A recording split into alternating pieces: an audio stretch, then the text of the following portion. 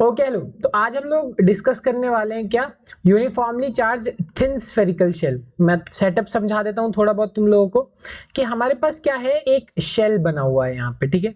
अब ये जो शेल है, इस शेल के ऊपर क्या है, चार्ज डिस्ट्रीब्यूटेड है, ठीक है। पॉजिटिव चार्ज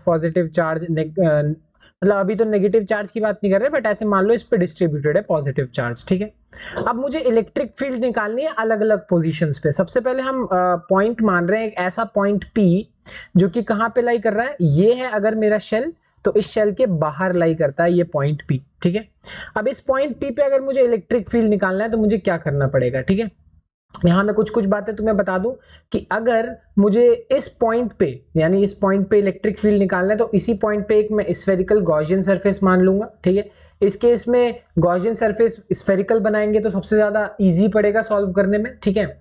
यहाँ पे कैपिटल R जो है, कैपिटल R क्या है, रेडियस ऑफ शेल। अब मेरे पास जो शेल पड़ा हुआ है उस शेल का क्या रेडियस है, वो कैपिटल R है। वही जो स्मॉल r है, वो स्मॉल r क्या है, रेडियस है किसका, जो गॉसियन सरफेस हमने लिया है उसका। ध्यान रखना, गॉसियन सरफेस तो मैं जहां चाहूं वो बना सकता हूं, मैं चाहूं तो अंदर बना दूं, चाहे मैं बहुत ही बड़ा बना दूं। तो ये सिंपल सी बात है, ये जो r की वैल्यू है, ये जो स्मॉल r की वैल्यू, ये बड़ी छोटी हो सकती है सिचुएशन के हिसाब से। वही कैपिटल R जो है वो क्या है, शेल का रेडियस है, तो वो चेंज नहीं होने वाला, वो शेल का रेडियस है वो सेम रहेगा, ठीक है।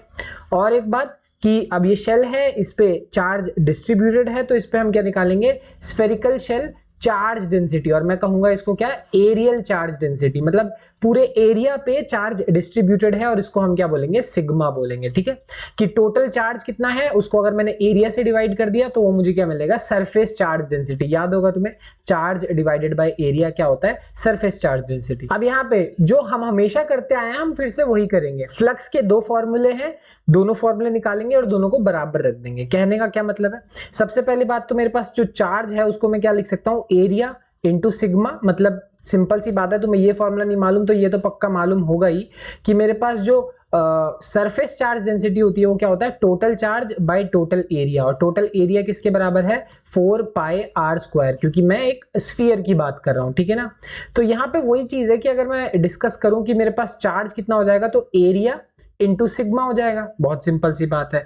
अब यहां से सबसे पहली बात मैं फ्लक्स निकालूंगा, तो फ्लक्स का पहला फॉर्मूला क्या होता है, E इंटू एरिया।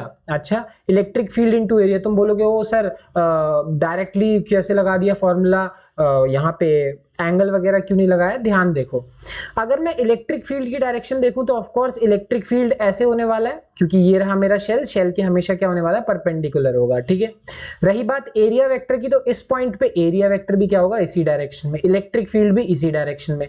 तो ऑफ कोर्स तुम साफ साफ देख सकते हो कि दोनों के बीच में जो थीटा है वो कितना है, 0 डिग्री है। एंगल 0 डिग्री है, तो आराम से मेरे पास क्या हो गया कि cos थीटा की वैल्यू क्या आ जाएगी, 1 आएगी। तो तुम डायरेक्टली इलेक्ट्रिक फील्ड को एरिया से मल्टीप्लाई कर सकते हो, कोई प्रॉब्लम वाली बात नहीं है। हाँ, यहाँ खास बात यह है कि मैं एरिया जो ले रहा हूं वो क्या ले रहा हूं, 4 पाई स्मॉल r स्क्वायर। ध्यान रखना, हमेशा जब भी हम फ्लक्स लिखते हैं तो गॉसियन सरफेस जो होता है हमारा उसके हिसाब से लिखते हैं।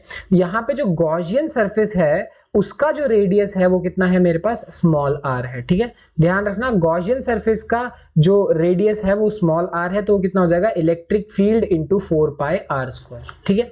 ध्यान रखना, वही चीज है। अब ये दूसरी चीज मेरे पास क्या हो जाएगी कि अगर मैं गॉस थ्योरम लगाऊं तो गॉस थ्योरम के हिसाब से फ्लक्स क्या हो जाएगा, Q बाय एप्सिलॉन नॉट, ठीक है।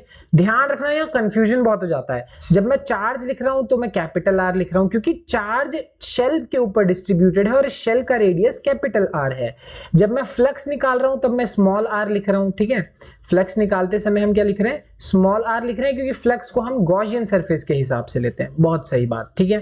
तो अब मेरे पास फ्लक्स का एक ये फॉर्मूला आ गया, एक ये फॉर्मूला आ गया। दोनों को जैसे ही मैं बराबर रखूंगा तो बराबर रखने के बाद क्या आएगा, तुम नोटिस करोगे इलेक्ट्रिक फील्ड क्या आ जाएगी, 1 by 4 pi epsilon naught Q by r square. यहाँ पे Q क्या है, मैं डायरेक्टली Q इसलिए रख सकता हूँ क्योंकि ये जो मेरे पास शेल है ना, इस शेल के ऊपर जो चार्ज होगा वो फाइनाइट होगा, है कि नहीं। तो तुम कह सकते हो हाँ इसके ऊपर Q चार्ज है, और अगर Q चार्ज है तो इलेक्ट्रिक फील्ड क्या होगा, KQ बाय r स्क्वायर।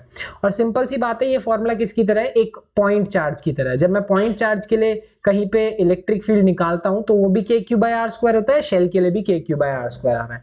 ध्यान रखना ये वो पॉइंट है जो कि मेरे पास आर जो है वो कैपिटल आर से बड़ा है, यानी मेरा गॉसियन सरफेस, जो गॉसियन सरफेस है वो शेल से बड़ा है। और मैं ये भी बोल सकता हूं कि जिस पॉइंट पे मुझे इलेक्ट्रिक फील्ड निकालना है वो शेल के क्या है, बाहर लाई कर रहा है, ध्यान रखना। ओके, तो अगला सेटअप है हमारे पास, पर जो पी है वो कहां पे लाई करेगा, ऑन द शेल। कहने का मतलब मेरे पास जो शेल का रेडियस है वो तो कैपिटल आर है ही है, ठीक है, बहुत अच्छी बात है। जो मेरे पास पॉइंट लाई कर रहा है वो भी कहां पे लाई कर रहा है, शेल पे ही लाई कर रहा है। तो इस केस में चाहे तुम स्मॉल आर लिखो चाहे कैपिटल आर लिखो, दोनों सेम ही बात होने वाले हैं, क्योंकि दोनों की वैल्यू क्या है, बराबर ही होने वाली है। हम बात ही किस सेटअप की कर रहे हैं, तब जबकि मेरा जो पॉइंट है वो कहां पे लाई कर रहा होगा, शेल पे लाई कर रहा होगा, ठीक है। तो अगर अब तुम क्या लिखोगे, फ्लक्स की वैल्यू लिखोगे तो फ्लक्स क्या हो जाएगा, इलेक्ट्रिक फील्ड इनटू ये गॉसियन सरफेस का एरिया यानी 4 पाई स्मॉल आर स्क्वायर। और ऑफ कोर्स यहाँ पे स्मॉल आर लिखो या कैपिटल आर लिखो फर्क नहीं पड़ता, तो इसकी जगह तुम ये भी लिख सकते हो electric field into 4 pi capital R square, क्योंकि दोनों इस केस में, हर केस में नहीं, इस केस में दोनों बराबर है, ठीक है। और ऑफ कोर्स फ्लक्स का एक और फॉर्मूला होता है क्या, क्यू बाय एप्सिलॉन नॉट। अब जैसे मैं इन दोनों चीजों को क्या करूंगा, बराबर करूंगा, तो मुझे क्या मिलेगा, electric field into 4 pi R square. यहां पे ध्यान रखना ऑफ कोर्स मैं पहले स्मॉल आर रख रहा था, उसके बाद वो कैपिटल आर में हो गया, क्योंकि इस केस में दोनों क्या है, बराबर है। और फ्लक्स का एक और फॉर्मूला होता है क्यू बाय एप्सिलॉन नॉट, दोनों को बराबर रखा, बराबर रखने के बाद मेरे पास फॉर्मूला वही आया 1/4 पाई एप्सिलॉन नॉट के Q by capital R square. यहां ध्यान रखना पिछले केस में मेरे पास जो स्मॉल आर था वो कैपिटल आर से बड़ा था, क्योंकि मेरे पास जो पॉइंट है वो शेल के बाहर लाई कर रहा था। इस केस में जो मेरे पास स्मॉल आर है और कैपिटल आर है वो आपस में बराबर हैं, क्योंकि जो स्मॉल आर और कैपिटल आर है वो कहां पे लाई कर रहे हैं, शेल पे ही लाई कर रहे हैं, ध्यान रखना इस वजह से, ठीक है। तो स्मॉल आर और कैपिटल आर की वैल्यू क्या हो गई, बराबर हो गई, बहुत बढ़िया।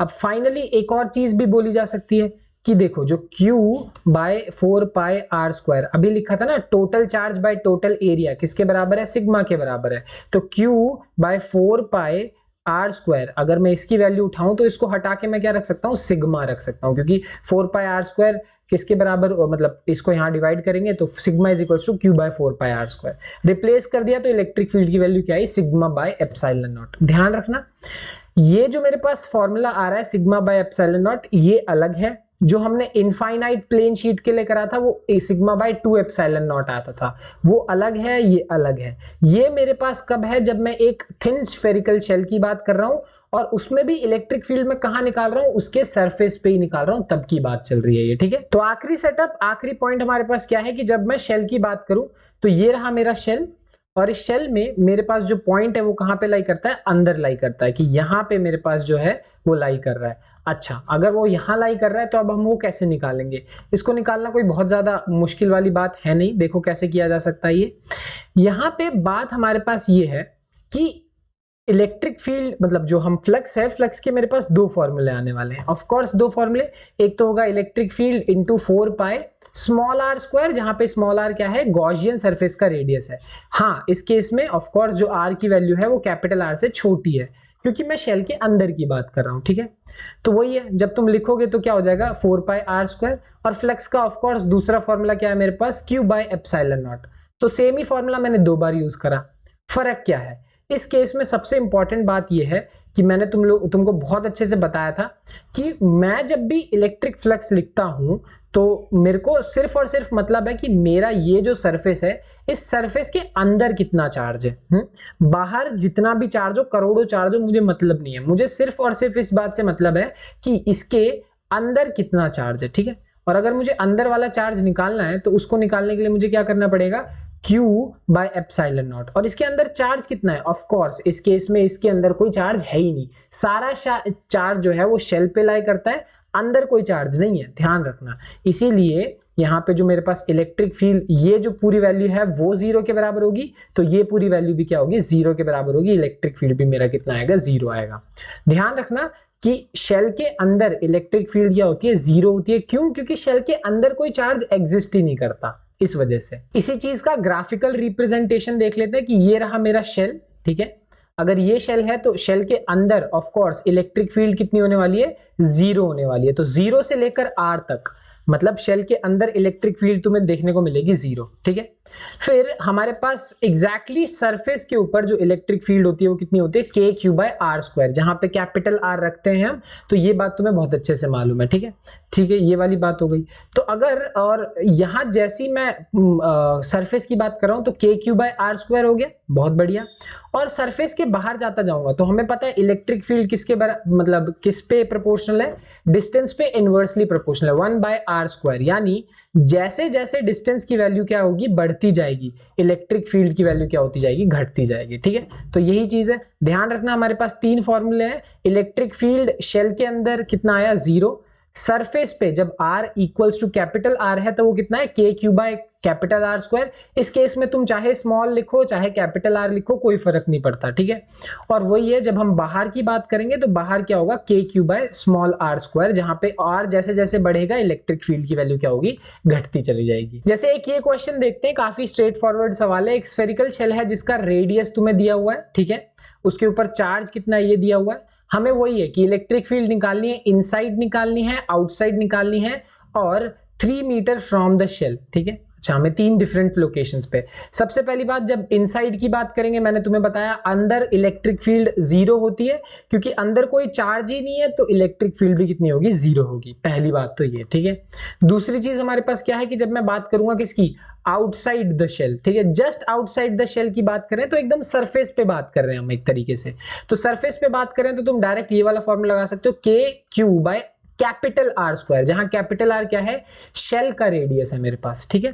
तो शेल का रेडियस है, लगा देंगे 1/4πε0 9 × 10⁹ चार्ज की वैल्यू तुम्हें साफ साफ क्वेश्चन में दे रखी है 0.2 माइक्रोकूलम, और जो शेल का रेडियस है वो 0.25 मीटर, सब दिया हुआ है। तुम आराम से इलेक्ट्रिक फील्ड जस्ट आउटसाइड या फिर शेल के ऊपर ही, जस्ट आउटसाइड का मतलब ही है कि अगर मेरे पास ये शेल है तो जस्ट शेल के ऊपर ही मेरे पास कितनी इलेक्ट्रिक फील्ड होगी, ये।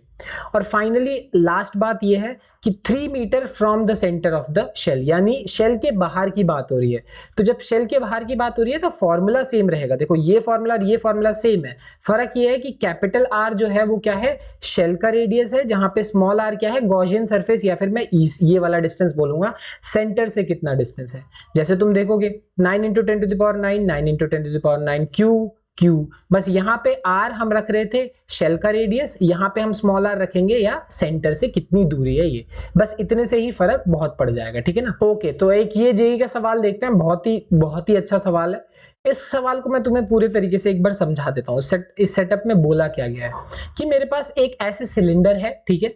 ये जो सिलेंडर है उसका रेडियस जो है वो तुम बोल सकते हो स्मॉल r है, और उसके अंदर मेरे पास क्या रखा हुआ है, एक स्फीयर रखा हुआ है, साफ साफ तुम देख सकते हो लिखा है एक चार्ज शेल। मेरे पास ये शेल है, ठीक है।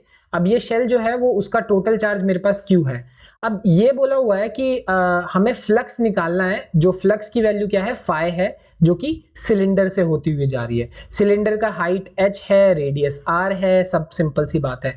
और ध्यान रखना कि जो सेंटर ऑफ सिलेंडर है वो बिल्कुल कहां पे लाई करता है, सेंटर ऑफ शेल पे ही लाई करता है। तो सेम सेंटर है, यहाँ पे साफ साफ देख सकते हो। तो यहाँ पे ज्वाइन किया हुआ है मैंने कि दोनों के जो सेंटर हैं वो एक ही एक्सिस पे लाई कर रहे हैं, इस तरीके से, ठीक है। बहुत सिंपल सी बात है।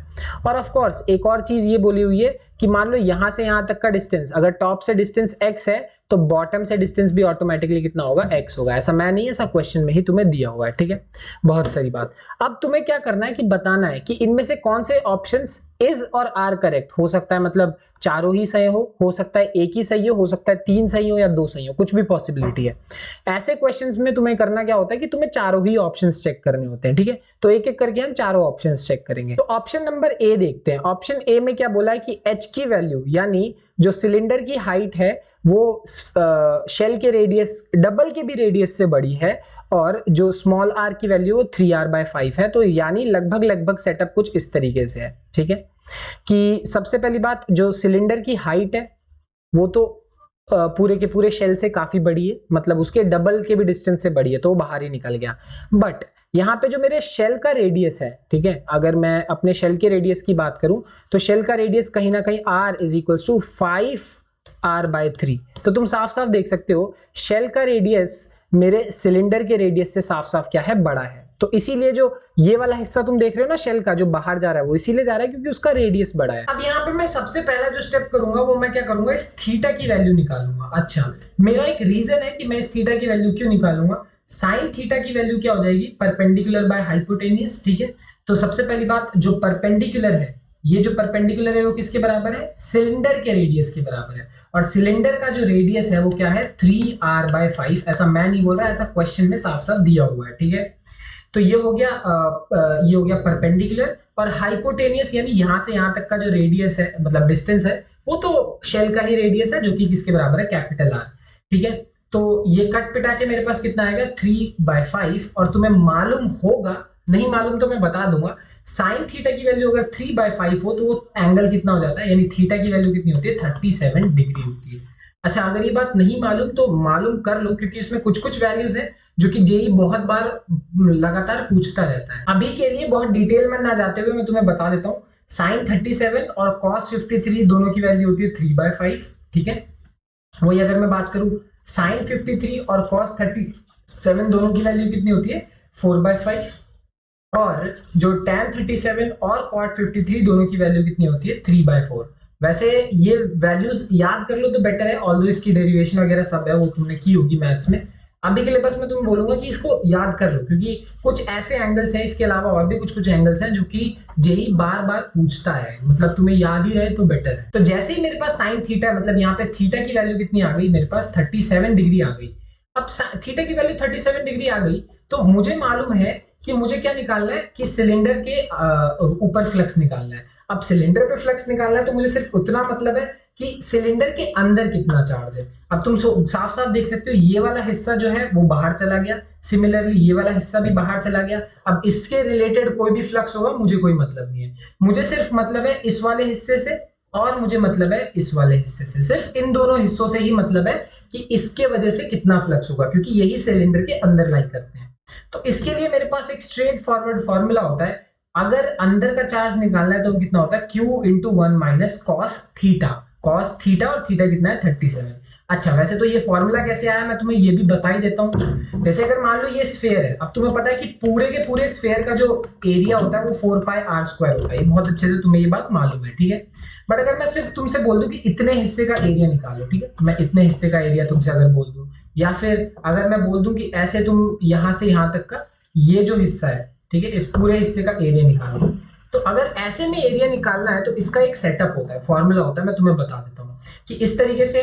ठीक है, यहां से ऑफ कोर्स ये कुछ एंगल बना रहा होगा, वही एंगल मैंने यहाँ पे शो कर दिया। ठीक है, अगर मान लो वो एंगल थीटा है, कि अगर मान के चलते हैं कि ये एंगल थीटा है, और इस शेडेड पार्ट का रीजन जस्ट लाइक ये वाला हिस्सा आएगा, अगर 3D विजन में देखो तो इस वाले हिस्से का एरिया अगर मान लो a है, तो फॉर्मूला क्या होता है, मेरे पास फॉर्मूला होता है 2πr² × 1 माइनस कॉस थीटा। ये फॉर्मूला होता है, नहीं मालूम तो मैंने बता दिया, मैथ में पढ़ोगे तुम, इसकी दिक्कत मत लो, बट अभी के लिए इतना यूज कर सकते हो, 2πr² × 1 माइनस कॉस थीटा। यहाँ ध्यान रखना कि ऑफ कोर्स अगर मैं इस चीज को क्या करूं कि 2 से मल्टीप्लाई और 2 से डिवाइड करूं तो 2 × 2πr² कितना बनेगा, 4πr²।